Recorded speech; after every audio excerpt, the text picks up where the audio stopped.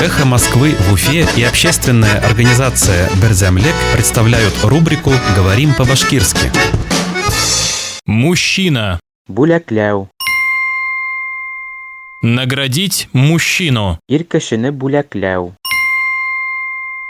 Наградить мужчину. Ир кешене бүләкләү. В Уфе наградили мужчину, который спас провалившуюся под лед девочку. Өфөлә боз астына төшөп киткән кызны коткарган өчен ир кешене бүләкләгәннәр.